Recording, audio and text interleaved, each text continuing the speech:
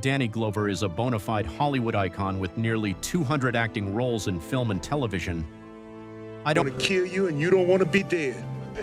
But after nearly 40 years in the limelight, at 79 years of age, he's facing a life challenge he never expected.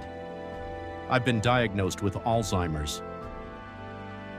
Alzheimer's slowing his movement, his speech, and memories. Glover invited us into his home to speak about his life, his legacy, and diagnosis. Good to see you. Good to be here. I want to look at some of these things on your award case. What was the Oscar for? It didn't look like I was going to win one. It's my body of work, basically. Glover was awarded an honorary Oscar in 2022, not long after he was diagnosed with Alzheimer's, and even though he is still active, attending events and engaging with his community, the disease is taking its toll. You're dealing with this Alzheimer's thing? I can live with it, in a sense.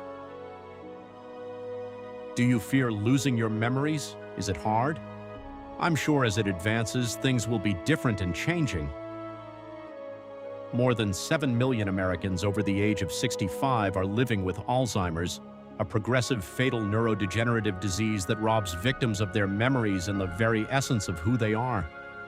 With Black men suffering at a rate double the national average. Glover is coming forward now because he and his family believe by sharing his story they can help remove the stigma surrounding Alzheimer's. We all get old. It happens. That's what I think is important, you know, that he tells his story. He has ownership of his life. Reporter. And what a wonderful life it has been, a lifelong San Franciscan. Glover began acting in his early 20s while at San Francisco State at the behest of the famous African-American playwright Amiri Baraka. He came in, so-called revolutionary came up, and I had never been on stage before. From the stage in college to iconic roles on the big screen, Glover's range and talent have been on display for 4 decades. But it's the Lethal Weapon franchise, with the help of some particularly memorable scenes that made him a star. I've had where people would bring their toilet up and I would sign it. Reporter. Sign the toilet. I would sign it. Reporter. One movie, however, holds a special place in his heart. What's your favorite film you've been in? Places in the Heart with Sally Fields, a wonderful cast. His mother was killed in a tragic car accident the day he was cast in that movie.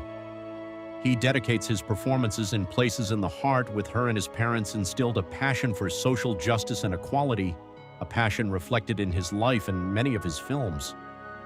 Glover also started a production company exclusively designed to fund socially conscious, politically relevant films from underserved communities around the world. We have challenges in the world, and I think art becomes a refrain, a way of looking at that. Reporter. Even as his condition advances, Glover's commitment to social justice and equality has not waned. What do you have that you still want to contribute? Talking to young people and their responsibility.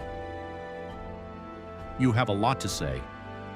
Well, and lots to learn as well, and the hope of glory and good I look without fear ahead. As in art, as in life, can I just say what a lovely, lovely man he is? And it's difficult as a fan, you feel like you know him. He's one of those people up just feel like you know. It takes such courage to talk about a diagnosis like this, to sit down and do an interview, and it does such good for him to do so. I think that last thing he said, time to learn, is very important. That's part of the reason he's moving forward.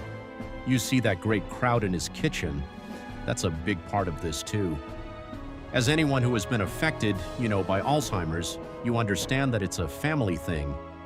Yes, Karak, in terms of addressing it, it looks like he has a great support system. Yeah, he does.